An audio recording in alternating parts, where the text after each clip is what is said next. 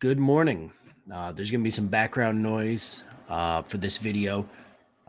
Hear the air conditioner kicking on, and the lighting's a little bit different. A little bit early in the morning, I like to use my infrared light instead of normal white light when I'm in my productivity zone in the mornings. But I felt compelled to jump on today and share something that I read.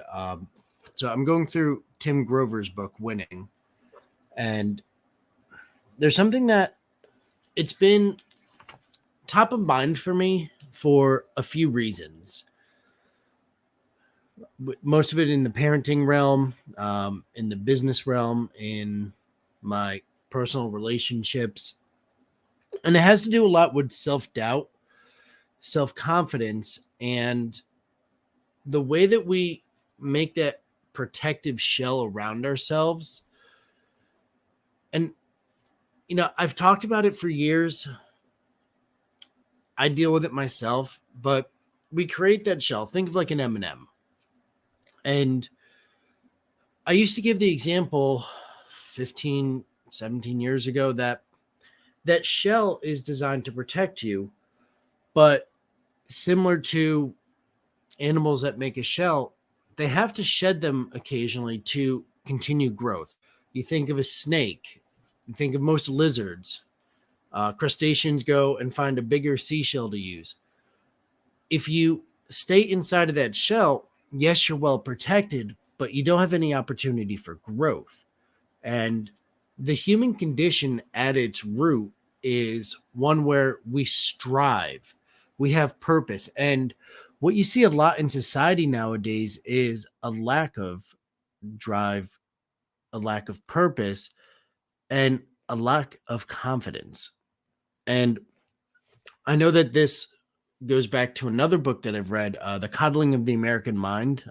Great book by two professors that took a look at what the helicopter parent generation has created, which is a disaster, and how not empowering people to strive for success, experience failures, and build that innate confidence in themselves, how it's crippling the ability to have productivity, to be able to deal with adversity. And that's where the book here, Tim Grover, I felt compelled to pick it back up today. And I didn't start at the beginning, I didn't start at the end. I flipped and stopped, and I got to page 65. And sometimes the universe just does amazing things for you. And I'm going to read from this again for the copyright people. It's literally Tim Grover Winning, The Unforgiving Race to Greatness. Pretty sure you could buy it wherever you buy books. He's pretty well known. So it says, whenever we talk about what's deep inside us, instinct, I go back to the undisputed experts, babies and little kids. This part resonated for me as I have a 4-month-old and a 2-year-old, and I'm dealing with exactly what he's talking about in here. And it's been a topic of conversation between me, my wife, my in-laws, my parents, anybody that's around our kids.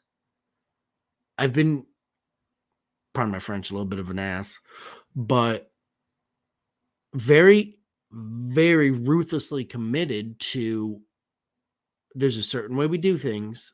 And if you don't do it, instead of correcting the kid, I'm going to correct you. And this next paragraph really summarizes the entire reason that I felt so innately compelled to feel this way since I became a parent.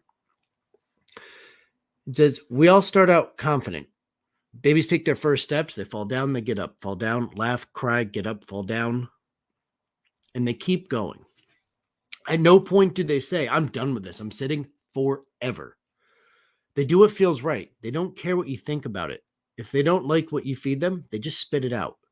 When kids see a puppy, their first reaction is to play with it. It's not until somebody teaches them, no, don't, be careful, that they learn hesitation and fear. Little kids sing and dance for no reason. They draw crazy scribble pictures and dress in whatever feels right to them.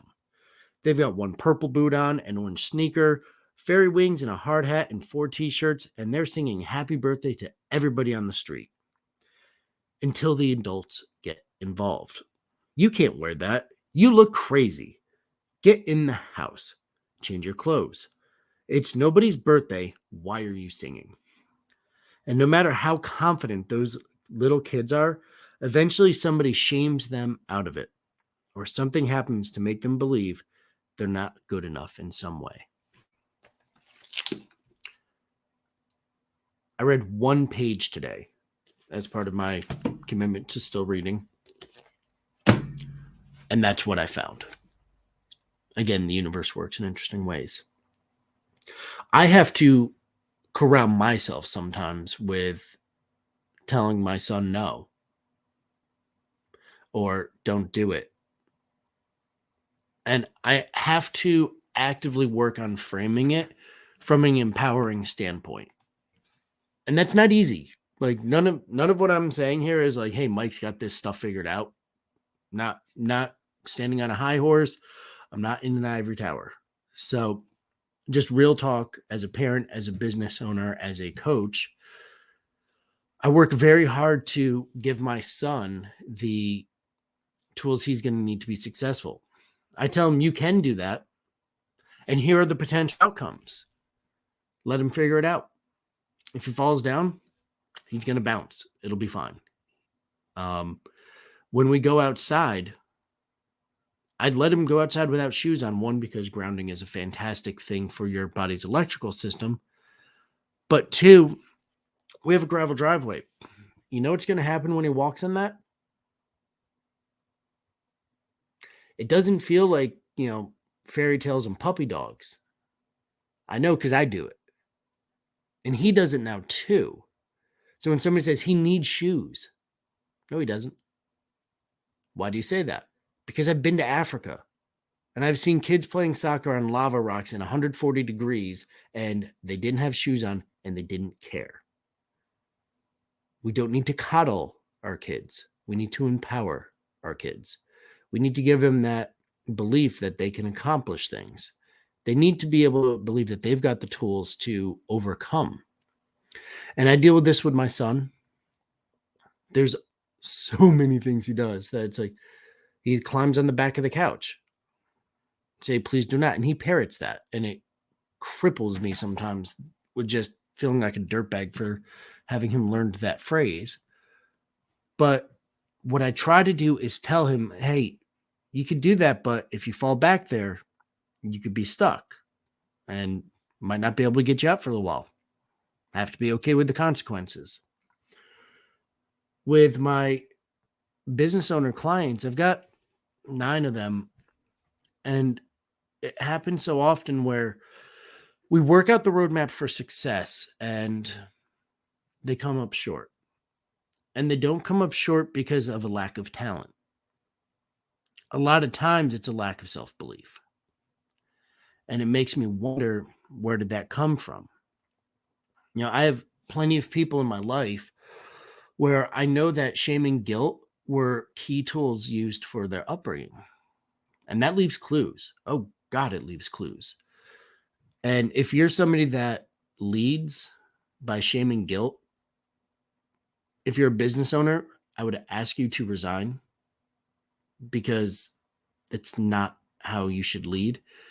As a parent, I'd recommend you get some counseling on it. Read The Coddling of the American Mind. Read Winning by Tim Grover.